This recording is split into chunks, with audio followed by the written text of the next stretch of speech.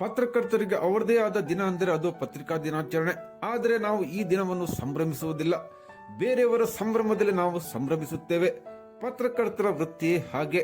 ಇಡೀ ದೇಶದಲ್ಲಿ ಕೇವಲ 5 ರೂಪಾಯಿಗಾಗಿ ಮನೆ ಮನೆ ಬಾಗಿಲಿಗೆ ಪ್ರತಿನಿತ್ಯ ತಿರುಗುವ ವೃತ್ತಿ ಅಂದ್ರೆ ಅದು ಪತ್ರಿಕೋದ್ಯಮ. ಪತ್ರಕರ್ತ ಒಂದು ವೃತ್ತಿಯಲ್ಲ, ಒಂದು ವ್ರತ. ಎಲ್ಲರ ಬೇಕು ಬೇಡಗಳ ಕುರಿತು ನಾವು ಬರೆಯುತ್ತೇವೆ, ಆದರೆ ನಮ್ಮ ಸಮಸ್ಯೆಗಳ ಕುರಿತು ಬರೆದುಕೊಳ್ಳಲು ನಮಗೆ ಸಾಧ್ಯವಾಗುವುದಿಲ್ಲ. ಭ್ರಷ್ಟ ವ್ಯಕ್ತಿಯ ಮನಪರಿವರ್ತನೆ ಮಾಡಿ ಆತನನ್ನು ಸರಿದಾರಿಗೆ ತರುವುದು ನಿಜವಾದ ಪತ್ರಕರ್ತರ ಕರ್ತವ್ಯ ಎಂದು ಹೊಸದಿಗಂತ ಪತ್ರಿಕೆ ಹುಬ್ಬಳ್ಳಿ ಆವೃತ್ತಿಯ ಮುಖ್ಯಸ್ಥರಾದ ವಿಠ್ಠಲ್ ದಾಸ್ ಕಾಮತ್ ಮಾರ್ಮಿಕವಾಗಿ ಹೇಳಿದರು. ಮಂಗೂರ್ನಗರ ಡಿಲಕ್ಸ್ ಸಭಾಂಗಣದಲ್ಲಿ ದಾಂಡೇಲಿ ಕಾರ್ಯನಿರತ ಪತ್ರಕರ್ತ ಸಂಘದ ವತಿಯಿಂದ ಶನಿವಾರ ಹಮ್ಮಿಕೊಳ್ಳಲಾಗಿದ್ದ ಪತ್ರಿಕಾ ದಿನಾಚರಣೆ ಮತ್ತು ಗೌರವ ಸನ್ಮಾನ ಕಾರ್ಯಕ್ರಮ ಉದ್ಘಾಟಿಸಿ ಅವರು ಮಾತನಾಡಿದರು. ಮಕ್ಕಳು ಮೊಬೈಲ್ನಲ್ಲಿ ಮೈಮರೆಯುತ್ತಿರುವ ಇಂದಿನ ದಿನಮಾನಗಳಲ್ಲಿ ತಮ್ಮ ಮಕ್ಕಳ ವ್ಯಕ್ತಿತ್ವ ವಿಕಸನಕ್ಕೆ ಪ್ರತಿ ಮನೆಗೆ ಒಂದು ಪತ್ರಿಕೆ ಕೊಳ್ಳುವ ಪ್ರವೃತ್ತಿಯನ್ನು ಪೋಷಕರು ಬೆಳೆಸಿಕೊಳ್ಳಬೇಕೆಂದು ಕರೆ ನೀಡಿದರು. ಪತ್ರಕರ್ತರಿಗೆ ಅವ್ರದೇ ದಿನ ಅಂದ್ರೆ ಇವತ್ತು ಪತ್ರಿಕಾ ದಿನಾಚರಣೆ. ಬಟ್ ನಾವು ಸಂಭ್ರಮ ಪಡೋದಿಲ್ಲ. ಬೇರೆಯವರ ಸಂಭ್ರಮದಲ್ಲಿ ನಾವು ಖುಷಿಯನ್ನು ಪಡ್ತೇವೆ. ಯಾರ್ದೋ ಮಕ್ಕಳು SSLC ಫಸ್ಟ್ ಬಂದ್ರೆ ಅವ್ರ ಮನೆಗೆ ಹೋಗಿ ಫೋಟೋ ಹೊಡೆದು ಬಂದು ಪೇಪರ್ ಹಾಕಿ ನಾವು ಖುಷಿ ಪಡ್ತೇವೆ. ಬಿಟ್ರೆ ನಮ್ಮ ವಾಸರೆ ಮಗಳು ಫಸ್ಟ್ ದೊಡ್ಡ ಹಾಡಿ ಬಂದ್ರೆ ಅವ್ರಿಗೆ ಪ್ರಚಾರ ಕೊಡುವಂತ ವ್ಯವಧಾನವು ನಮ್ಮ ಪತ್ರಕರ್ತರಿಗೆ ಇರುವುದಿಲ್ಲ. ಯಾಕಂದ್ರೆ ನಮ್ಮ ಬದುಕೆ ಹಾಗೆ. ಉಳಿದವರ ಖುಷಿಯಲ್ಲಿ ನಮ್ಮ ಖುಷಿಯನ್ನು ಕಾಣುವಂತ ಒಂದು ವೃತ್ತಿ. 30 ದಿನ ಪತ್ರಿಕೆ ಆಗಿದ್ರೆ 3-4 ದಿನ ಪತ್ರಿಕೆನೇ ಬರಲಿಲ್ಲ ಅಂತ ಹೇಳೋರು ಇರ್ತಾರೆ. ಇಲ್ಲ ರೀ ನಾನು ಹಾಕಿದ್ದೆ ಅಂತ ಹೇಳಿದ್ರೆ ನಾನೇನು ಪೇಪರ್ ಬಂದ್ ಮಾಡ್ಬಿಡು ಅನ್ನೋರು ಬೇಡಪ್ಪ. ನಾವು ಆ ದಂಡವನ್ನು ನಾವು ಮೈ ಮೇಲೆ ಹಾಕೊಳ್ಬೇಕು. ಇಂಥ ವೃತ್ತಿಯ ಬಗ್ಗೆ ನಮ್ಮ ಕೇಂದ್ರ ಸರ್ಕಾರ ಆಗಲಿ ರಾಜ್ಯ ಸರ್ಕಾರ ಆಗಲಿ ಇದುವರೆಗೂ ಯಾವುದೇ, ಈಗ ಇತ್ತೀಚಿನ ದಿನಗಳಲ್ಲಿ ಕೆಲವು ನಮ್ಗೆ ಫೆಸಿಲಿಟಿ ಕೊಡುವ ಬಗ್ಗೆ ಬರೀತೇವೆ. ಬಿಸಿಯೂಟದ ಕಾರ್ಯಕರ್ತರಿಗೆ, ಅಂಗನವಾಡಿ ಕಾರ್ಯಕರ್ತರಿಗೆ 10 ತಿಂಗಳಿಂದ ಸಂಬಳ ಇಲ್ಲ ಅಂತ ನಾವು ಬರೀತೇವೆ. ಬಟ್ ಮನೇಲಿ ಬಂದ್ರೆ ನಮ್ಮ ಮನೇಲಿ ಅಕ್ಕಿ ಇರುವುದಿಲ್ಲ, ಪತ್ರಕರ್ತನ ಮನೇಲಿ ಅಕ್ಕಿ ಇರುವುದಿಲ್ಲ. ಯಾವುದೋ ಒಂದು ವೃತ್ತಿಯಲ್ಲಿರುವಂತ ಮುನ್ಸಿಪಾಲಿಟಿ ಕಾರ್ಯಕರ್ತರಿಗೆ ಫೀ ಕನ್ಸೆಷನ್ ಕೊಡ್ಬೇಕಂತ ನಾವು ಬರೀತೇವೆ. ನಮ್ಮ ಮಕ್ಕಳು ಫೀ ತುಂಬಬೇಕಾದ್ರೆ ಏನ್ ಮಾಡ್ಬೇಕಂತ ನಾವು ಯೋಚನೆ ಮಾಡ್ತೇವೆ. ಇದು ವಾಸ್ತವ. ಯಾಕಂದ್ರೆ ನಾನು ಅನುಭವಿಸಿ ಬಂದಿದ್ದೇನೆ, ಬಡತನವನ್ನು ಅನುಭವಿಸಿ ಬಂದಿದ್ದೇನೆ. ಪತ್ರಕರ್ತರ ಬದುಕು ತುಂಬಾ ನಿಷ್ಕೃಷ್ಟವಾಗ್ತದೆ. ನಾವು 100 ಬಾರಿ ಇಲ್ಲಿ ಉಳಿದ ಬಿಜೆಪಿಯವರು ಇದ್ದಾರೆ, ಕಾಂಗ್ರೆಸ್ನವರು ಇದ್ದಾರೆ. 100 ಸಲ ಅವ್ರದ್ದು ಬೇಕಾದ್ರೆ ಬರೀರಿ ಒಳ್ಳೇದಾಗಿ ಹೇಳೋದು, ಫೋನು ಮಾಡುದಿಲ್ಲ. ಅವ್ರ ಹೆಸರು ಒಂದು ಸಣ್ಣ ತಪ್ಪಾದ್ರೆ ಏನು ನನಗೆ ನಾನು ಗೊತ್ತಿಲ್ಲ, ಏನು ಮೊನ್ನೆ ಜಾಹೀರಾತು ಕೊಡುವಾಗ ನನ್ನ ಹೆಸರು ಗೊತ್ತಾಯ್ತು, ಇವತ್ತು ಗೊತ್ತಾಗಿಲ್ಲ ಅನ್ನುವಂಥ ಮಾತು ಕೇಳೋದು. ಪತ್ರಕರ್ತ ಅನೇಕ ಸವಾಲುಗಳನ್ನು ಎದುರಿಸಿ ಬದುಕಿನಲ್ಲಿ ನಾವು ಮೇಲೆ ಬರ್ತೀವಿ. ಈ ಒಂದು ನಾನು ಯಾವಾಗಲೂ ಹೇಳ್ತೇನೆ, ಪತ್ರಕರ್ತರ ವೃತ್ತಿಯಲ್ಲ, ಇದೊಂದು ವ್ರತ. ಒಂದು ಸಮಾಜದ ಪರಿವರ್ತನೆ ಮಾಡಲಿಕ್ಕೆ ಇರುವಂತ ಒಂದು ಪ್ರಮುಖ ಅಸ್ತ್ರ ಇದು. ಪತ್ರಕರ್ತರ ಬಗ್ಗೆ ದೋಷಾರೋಪಣೆಗಳನ್ನು ಮಾಡ್ತೇವೆ, ಬಟ್ ಪತ್ರಕರ್ತರನ್ನು ಭ್ರಷ್ಟರನ್ನಾಗಿ ಮಾಡಿದ್ದು ಇದು ಸಮಾಜ. ಯಾಕಂದ್ರೆ ಪತ್ರಕರ್ತರಲ್ಲಿರುವ ಅಸಹಾಯಕತೆಯನ್ನು, ಪತ್ರಕರ್ತರಲ್ಲಿರುವ ಬಡತನವನ್ನು, ಪತ್ರಕರ್ತರಿಗೆ ಇಲ್ಲದ ಸೌಲಭ್ಯಗಳ ಆಸೆಯನ್ನು ತೋರಿಸಿ ಅವರನ್ನು ಭ್ರಷ್ಟರನ್ನಾಗಿ ಮಾಡಿದ್ದೇ ಸಮಾಜ. ಇದನ್ನು ನಾವು ಒಪ್ಪಬೇಕಾದ ಸತ್ಯ. ಪತ್ರಕರ್ತರು ಸಹ ಉಳಿದ ವೃತ್ತಿಯವರಂತೆ ಗೌರವಯುತವಾಗಿ ಬದುಕುದಿದ್ರೆ ಇಂಥ ವೃತ್ತಿ ನಮ್ದು. ಸಮಾಜ ಹೇಗೆ ಯದ್ಭಾವಂ ತದ್ಭವತಿ ಅಂತೇವೆ, ಹೇಗೆ ಸಮಾಜ ಇದೆ ಹಾಗೆ ನಾವು ಪತ್ರಕರ್ತರಿರ್ತೀವಿ, ಹೇಗೆ ನಾವಿದೆ ಹಾಗೆ ಸಮಾಜವನ್ನು ನಿರ್ಮಾಣ ಮಾಡಬೇಕಾದಂತ ಒಂದು ಜವಾಬ್ದಾರಿ ನಮ್ಮ ಮೇಲಿದೆ. ನಾನು ನಮ್ಮ ಪತ್ರಕರ್ತರಲ್ಲಿ ಆಗಾಗ ಹೇಳ್ತೇನೆ, ನಾವು ದೋಷಗಳನ್ನು ಹುಡುಕುವುದರ ಜೊತೆಗೆ ಒಳ್ಳೆಯದನ್ನು ಹುಡುಕುವುದನ್ನು ನಾವು ಅಭ್ಯಾಸ ಮಾಡಿಕೊಳ್ಬೇಕು. ಮತ್ತೆ ದೋಷವನ್ನು ವೈಭವೀಕರಣ ಮಾಡುವಂತ ಒಂದು ನಮ್ಮ ಏನು ಒಂದು ಕಲೆ ಇದೆ, ಆ ಕಲೆಯನ್ನೇ ಕರೆಯೋಣ. ಸ್ವಲ್ಪ ನಿಗ್ರಹ ಮಾಡಿಕೊಳ್ಬೇಕು.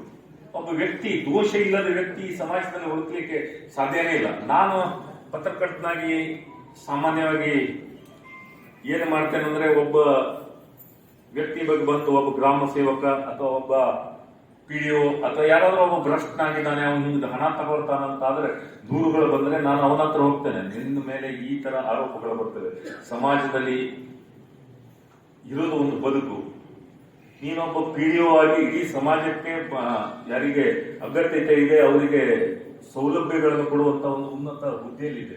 ಸುಮ್ಮನೆ ಯಾಕೆ ಈ ತರ ಹೆಸರು ಕೆಡಿಸ್ಕೊಳುತ್ತೆ, ಇದೊಂದು ಸ್ವಲ್ಪ ತಿದ್ದುಕೊಳ್ಳೋ ಅನ್ನುವಂತ ಒಂದು ಪ್ರಥಮವಾಗಿ ಒಂದು ಮಾತನ್ನು ಅವರಿಗೆ ಹೇಳ್ತಾರೆ. ಎಷ್ಟೋ ಜನ ನಮ್ಗೆ ಬೇಕಾಗಿದ್ದು ಅವನಲ್ಲಿ ಪರಿವರ್ತನೆ, ಸುದ್ದಿಗಿಂತ ಹೆಚ್ಚು ಅವನಲ್ಲಿ ಪರಿವರ್ತನೆ ನಮ್ಗೆ ಪತ್ರಕರ್ತರಿಗೆ ಅತಿ ಹೆಚ್ಚಿದೆ. ಸುದ್ದಿ ತಗೊಂಡು ನಾಳೆ 4 ಪತ್ರಿಕೆಗಳನ್ನು ಮಾರುವುದಕ್ಕಿಂತ ಅವನಲ್ಲಿ ಪರಿವರ್ತನೆ ತರುವಂತ ಕೆಲಸಗಳಲ್ಲಿ ಪತ್ರಕರ್ತ ಹೆಚ್ಚು ತೊಡಗಿದ್ರೆ ಅದರಿಂದ ಸಮಾಜಕ್ಕೆ ಹೆಚ್ಚು ಲಾಭ ಇದೆ ಅನ್ನೋದು ನನ್ನ ಭಾವನೆ. ಸಮಾಜದಲ್ಲಿ ಪರಿವರ್ತನೆ ಮಾಡುವಂತ ಒಂದು ಬೆಳವಣಿಗೆ ಅಥವಾ ಒಂದು ಅವಕಾಶವನ್ನು ಪತ್ರಕರ್ತರು ಹೆಚ್ಚೆಚ್ಚು ಬಳಸಿಕೊಂಡ್ರೆ ಸಮಾಜದಲ್ಲಿ ನಾವು ಈಗೇನು ಮಾಡ್ತೀವಿ ವರದಿ ಮಾಡುವುದಕ್ಕಿಂತ ಹೆಚ್ಚು ಪರಿವರ್ತನೆ ಮಾಡಲಿಕ್ಕೆ ಸಾಧ್ಯವಿದೆ ಅನ್ನೋದು ನನ್ನ ಭಾವನೆ. ಪತ್ರಕರ್ತರ ಸಂಘದ ನೂತನ ಅಧ್ಯಕ್ಷರಾದ ಸಂದೇಶ್ ಎಸ್ ಜೈನ್ ಅಧ್ಯಕ್ಷತೆ ವಹಿಸಿ ಮಾತನಾಡುತ್ತಾ, ದಾಂಡೇಲಿ ಪತ್ರಕರ್ತರ ಸಂಘವು ಜಿಲ್ಲೆಯ ಎಲ್ಲ ಪತ್ರಕರ್ತರಿಗಿಂತಲೂ ಉತ್ತಮವಾಗಿದೆ. ಸಮಾಜದಲ್ಲಿ ಧರ್ಮ ಸಂಘರ್ಷ ಉಂಟಾಗದಿರಲು ದಾಂಡೇಲಿ ಪತ್ರಕರ್ತರ ಪಾಲು ಬಹುದೊಡ್ಡದಾಗಿದೆ. ಕೆಲವೊಂದು ಸಂದರ್ಭದಲ್ಲಿ ಸುದ್ದಿ ಮಾಡಿಲ್ಲವೆಂದು ನಮ್ಮ ಮೇಲೆ ಆರೋಪ ಮಾಡಲಾಗುತ್ತದೆ. ಆದರೆ ಸುದ್ದಿ ಮಾಡದೇ ಇರಲು ಅನೇಕ ಕಾರಣಗಳಿರುತ್ತವೆ. ಇದನ್ನು ಜನರು ಅರ್ಥ ಮಾಡಿಕೊಳ್ಳಬೇಕು. ಮುಂದಿನ ದಿನಗಳಲ್ಲಿ ಅಂಗನವಾಡಿಗಳಲ್ಲಿ ಬಿಸಿಯೂಟ ಮತ್ತು ಸರ್ಕಾರಿ ಕಚೇರಿಗಳಲ್ಲಿನ ಶೌಚಾಲಯಗಳ ಪರಿಶೀಲನೆಗೆ ದಾಂಡೇಲಿ ಪತ್ರಕರ್ತರ ಸಂಘ ಯೋಜನೆ ಹಮ್ಮಿಕೊಂಡಿದೆ ಎಂದು ತಿಳಿಸಿದರು. ನಾವಿವತ್ತು ಇಷ್ಟು ಇಲ್ಲಿ ಬಂದು ಮಾತಾಡಬೇಕು ಅಂತಿದ್ರು, ಆದರೆ ಹಿಂದೆ ನನ್ನ ಮನೆಯವರ, ನನ್ನ ತಾಯಿಯವರ, ಈ ರೀತಿ ಎಲ್ಲ ಪತ್ರಕರ್ತರ ಮನೆಯವರ ಮತ್ತೆ ತಾಯಿಯವರ ಅತ್ಯಂತ ತ್ಯಾಗ ಇದೆ. ನೀವು ಗಮನಿಸಬಹುದು, ನೀವೆಲ್ಲರೂ ಒಂದು ಫಂಕ್ಷನ್ಗೆ ಹೋದಾಗ ಗಂಡ ಹೆಂಡತಿ ಮಕ್ಕಳು ಒಟ್ಟಿಗೆ ಹೋಗ್ತೀರಿ, ಖುಷಿ ಪಡ್ತೀರಿ, ಸಂಭ್ರಮಿಸ್ತೀರಿ. ನಾವು ಏಕಾಂಗಿಯಾಗಿ ನಾವು ಪತ್ರಕರ್ತರು ವಿಡಿಯೋ ಮಾಡ್ತೀವಿ, ಫೋಟೋ ಮಾಡ್ತೀವಿ. ನಮ್ಮ ಮನೆಯವರು ಏಕಾಂಗಿಯಾಗಿ ಮನೆಯಲ್ಲಿರ್ತಾರೆ. ನೋಡಿ, ಇದೇ ಸಮಾಜ ಮತ್ತು ಪತ್ರಕರ್ತರ ನಡುವೆ ಇರುವಂತಹ ಕೆಲವೊಂದು ಏನು ವ್ಯತ್ಯಾಸಗಳು ಅಂತ ನಾವು ಭಾವಿಸಿಕೊಳ್ಬೋದು. ಭಾಳ ಖುಷಿ ಅನಿಸ್ತದೆ. ಯಾಕೆಂತ ಹೇಳಿದ್ರೆ ನಾವು ಎಲ್ಲ ಕಡೆ ಹೇಳ್ತೀವಿ ಜನಸ್ನೇಹಿ ಪೊಲೀಸ್, ಜನಸ್ನೇಹಿ ಆಡಳಿತ, ಜನಸ್ನೇಹಿ ಒಂದು ಗ್ರಾಮ ಪಂಚಾಯತ್ ಅಂತ. ಬಹುಶಃ ನಾವು ಹೆಮ್ಮೆ ಮತ್ತು ಅಭಿಮಾನದಿಂದ ಹೇಳುವುದಾದ್ರೆ ವಿಠಲ್ ದಾಸ್ ಜಿ, ಇಡೀ ರಾಜ್ಯದಲ್ಲೇ ಜನಸ್ನೇಹಿ ಪತ್ರಕರ್ತರಿದ್ರೆ ಅದು ನಮ್ಮ ಹೆಮ್ಮೆಯ ದಾಂಡೇಲಿ ಅಂತ ಹೇಳಲಿಕ್ಕೆ ನಮಗೆ ಅಭಿಮಾನ. ಯಾಕಂತ ಹೇಳಿದ್ರೆ ಅದಕ್ಕೆ ಕಾರಣ ದಾಂಡೇಲಿಯ ಜನರಷ್ಟು ಪ್ರೀತಿ ತುಂಬುವುದು, ದಾಂಡೇಲಿಯ ಜನತೆ ನಮಗೆ ಶಕ್ತಿ ತುಂಬುವಂಥದ್ದು, ದಾಂಡೇಲಿಯ ಜನತೆ ಅವರ ಮನೆಯ ಸಹೋದರರಾಗಿ, ಅವರ ಮನೆಯ ಮಕ್ಕಳಾಗಿ ನಮ್ಮನ್ನು ಪ್ರೀತಿಸಿ ಬೆಳೆಸುವಂತಹ ಈ ವಾತಾವರಣ ಇದೆಯಲ್ಲ ಸರ್, ಈ ದೇಶದಲ್ಲಿ ಎಲ್ಲಿಯೂ ಸಿಗ್ಲಿಕ್ಕೆ ಸಾಧ್ಯ.